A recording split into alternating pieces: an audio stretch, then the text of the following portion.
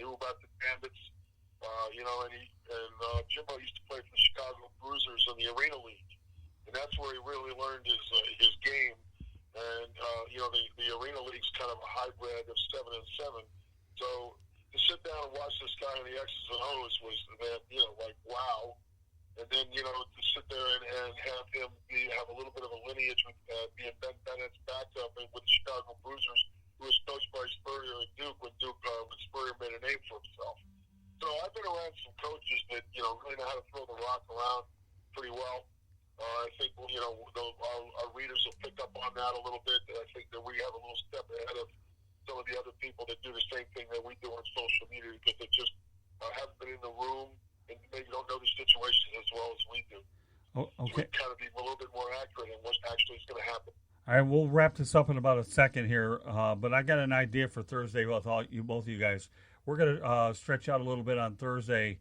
Bill, we're going to talk some predictions, and I'm going to go ahead and look at some of the openings that appear to be, and we're going to try to see if we can connect a few dots. How's that sound? Great ideas for sure. So, yeah, I think this is good. I want to continue on with this discussion.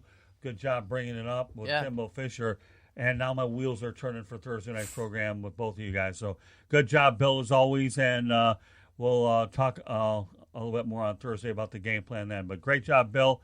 And you have yourself a good rest of the night, and we'll be back on the Sports Exchange with Bill Winters on Thursday night. All right, Bill, good job. We'll have a great rest of the night, Bill. Okay? Good night, you guys. Take care, Bill. You bet. Thank you. Be well. So you brought up an interesting point, okay, and now we're going to expound upon this thing a little bit more, okay, to make sure that indeed that we talk about it. So we're going to go out there and do it during pre-production and make sure that we're able to isolate maybe a few of the potential openings of what we're going to do. Yeah, coaching trees are important to look at, too. Obviously, if guys have familiarity with one another, it's important to think that maybe they'd be natural fits at these vacant positions that are going to open up as the season ends. Yeah, I mean, that's an interesting point. I've got some pretty interesting ideas of what we're going to do. So our final guest, obviously, is going to be Jake Rongholt. He'll be on in a moment, and he's going to have some interesting observations about the Monday night game for sure. So I don't know if you saw. Did you get a chance to watch any of the Sunday night game that was on the Patriots and? No, I did not. No. I was too busy driving back from Jacksonville. That's right. With a defective tire. Nails in the tires are not good. Candy's giving me that shaky grin right now, or she can attest to that. Yeah, but she was the closer that night, though. Yeah. Especially when the nail is in the side of the tire, so you can't even patch it. You can't even use anything to get it out. It's horrible. And by the way, while she's on, Lewis, you and I in front of everybody is going to wish Candy a happy birthday. Happy birthday, Candy. We'd sing her a happy birthday, but me and Scott would definitely get booed off American Idol. So that's okay. I appreciate the sentiment. Yeah, that's all right. I got news for you. When she was at work today, I told her you can have my slice of the cake. Don't worry, there'll be plenty of carbs tomorrow night over at the Coral Springs Regional Chamber of Commerce Christmas party, that's for sure. Oh, I had to get that plug in before the man Jake becomes our new allocated closer here on the Sports Exchange.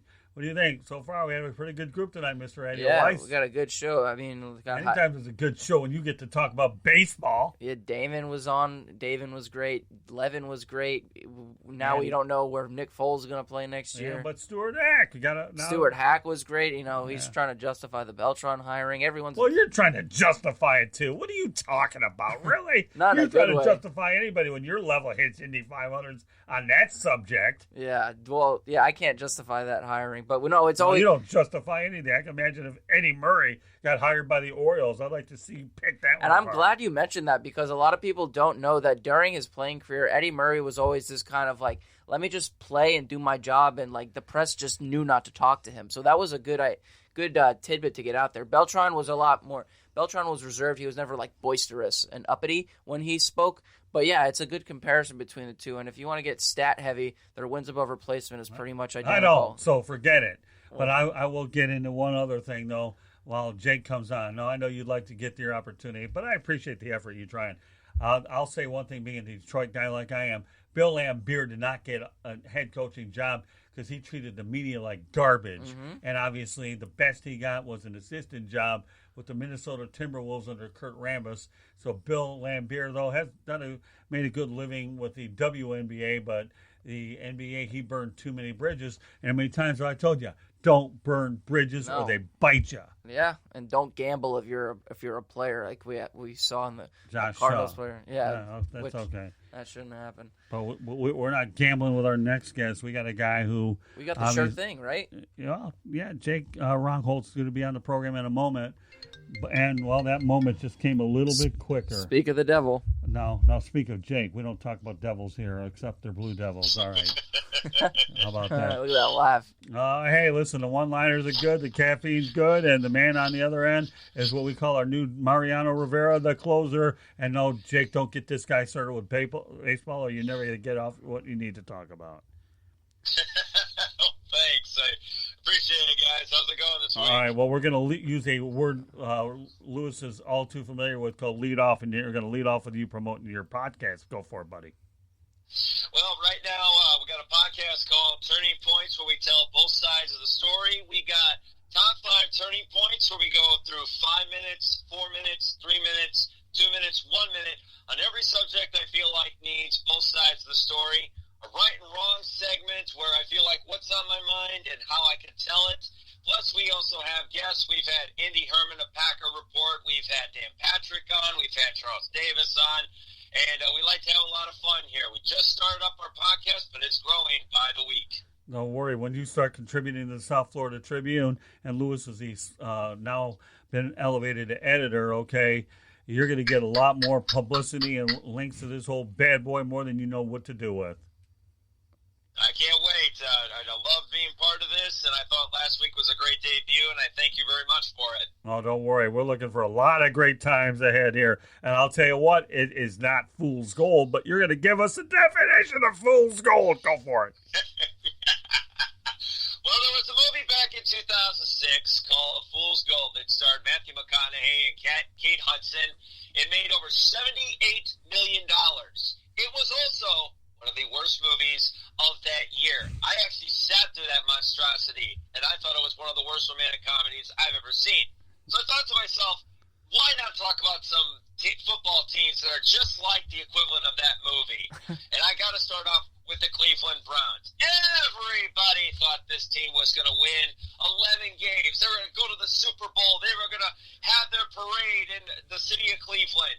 Wrong. They forgot about a few things. A head coach and a stability in the front office. And Freddie Kitchens has been a complete disaster. I love it how people are now saying, oh, it's not Freddie Kitchens' fault. It's actually Baker Mayfield's fault. Yes, that's exactly why Baker Mayfield has 15 touchdowns and 14 interceptions. It's all because of Mayfield.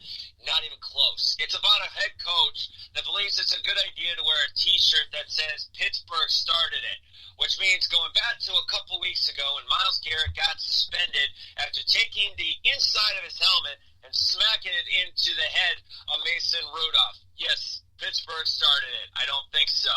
Not to mention he makes up an excuse about his daughter, telling him to wear the T-shirt before going to a movie. But that's not the worst thing. The worst thing is you're losing to your arch rival, a 4th-string quarterback who is known for duck calling, and Devlin Hodges, and a third-string running back who just came out of the University of Kentucky, Benny Snell. No Juju Smith-Schuster, and you got yourself beaten down in Pittsburgh and knocked yourself right out of the playoff picture. How is it that you could say that about the Cleveland Browns being a contender, let alone any aspect of being a good football team? So they are definitely fool's gold. Another team that is in that favor. Look, I understand it. Los Angeles is about Hollywood. You got the big-time starlets. But there's a problem in Los Angeles. It's still a Lakers town. It's still a Kings town. It's a Clippers town. It is not a Rams town. Here's why. The Los Angeles Rams are a mess. How do you go from a NFC champion to 7-5? How do you get embarrassed on Monday Night Football to Lamar Jackson and the Baltimore Ravens, who had to fly all the way over to the other side of the country through 3 time zones and had little time to prepare? How do you do that? How has Jared Goff dropped down to 13 touchdowns and 12 interceptions? Scott Lewis, he is 23rd in touchdowns this year. I mean, how do you do that? Not to mention Todd Gurley, who has not been himself, 20th in the NFC touchdowns. His yards per carry have dropped by a yard. He was averaging 5 yards. He's barely averaging 4. And then they're just way too much in the red with their contracts. Did you know that they have 7 players that are nearly $10 million off the salary cap if they try to get rid of them? Aaron Donald, Andrew Whitworth, Brandon Cooks, Dante Fowler, Michael Brockers, Goff, and Gurley. Gurley is given $9.2 million this year. That is 7 players that have not lived up to their standards and are going to be putting the Rams in the red going forward. Another team that has been fool's gold, and I seriously have been digging this one for a couple years, that is the Carolina Panthers. And finally, I don't know if David Tepper got my email, Scott. I mean, you did send it to him this morning, right? Oh, yeah, you bet. We moved quickly to fire here. Ron Rivera. And unfortunately, it's a bummer that he got fired. 76, 63, and 1. Better record than Jason Garrett in Dallas. 3 and 4 in the postseason. Super Bowl appearance in Super Bowl 50. NFC Championship appearance and 3 division titles. But their defense was a mess. You can't lose to Washington. You have a backup quarterback, I get it. But Cam Newton has not been himself. And everybody keeps forgetting about this. You know, he went through 3 different offensive coordinators in the last 5 years. Now, thank goodness Norv Turner is there, but their offense hasn't been explosive enough. And they need an offensive coach to call it up there. I like Ron Rivera. I think he's going to land a job in like the next couple of weeks or maybe next couple of months. But the Carolina Panthers got a lot of work to do going forward. I agree. All right, now here's what we're going to do, okay? Did you realize that there were 12 commandments instead of 10? No, I didn't. Yeah, I figure you want to know where this one's going, don't you, Mr. Jake? Well, number 1, 11 is thou shalt not get caught, okay? And number 12 is what a lot of teams in sports do, is thou shalt not overpay. Well, I talk about thou shalt not overpay. That seems like every other NFL team that overpays a quarterback, like Jared Goff, Nick Foles. Anybody else you want to talk about? Carson Wentz. Oh, yeah, don't forget him either. Okay. So thou shalt not overpay.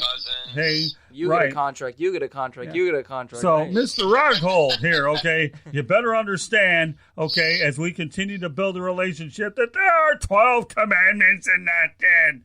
And one that we definitely go ahead and talk about a lot is thou shalt not overpay. And where does that relate to fool's gold? You betcha, buddy, all over the sports world. We overpay for college coaches. We overpay for everything. We got $1 million entities that believe that you can think that you can go ahead and hire a guy another place off of a coaching tree, and we're going to be able to have the Xerox version of copying it. Doesn't quite work. So let's go out there and overpay. Get the drill, buddy? No, I get the tip, and I mean, it also goes back to another team that I'm thinking about here, and it's a team that gave their top-notch corner a 5-year, $70 million extension, and that is the Minnesota Vikings. I feel like they're fool's gold as well. You know that out of 48 cornerbacks and out of 48 defensive backs in the NFL, 43 Xavier Rhodes is right there with Kevin King of Green Bay. He was supposed to be one of the top 5 best corners. He was going to be the next Darrelle Revis. Everything was feeling great. And now it has become open roads here for any receiver that gets on Xavier Rhodes. You know, he has no interceptions. He's given up more touchdowns, more yards per catch than any cornerback in the NFL. And not to mention, I love it how everybody calls this because, Scott, there are 2 words that I hate the most when there is a big loss in a game. And that's when I hear that a team had a good loss. No, you lost the game. You lost it on national TV. And it's not the first time the Vikings have felt like that. Go back a couple weeks ago, they played Brendan Allen, a third-string quarterback, a rookie out of Arkansas. 20-0 at home. I don't care if you had a comeback and win that game. That was the game right there where I sat there and went, the Minnesota Vikings are not going to be able to beat the good teams. And they proved it last night. You go into Monday Night Football, you're up 17-10 at halftime. You have all the momentum, but you forget about this. Pete Carroll, defensive adjustments.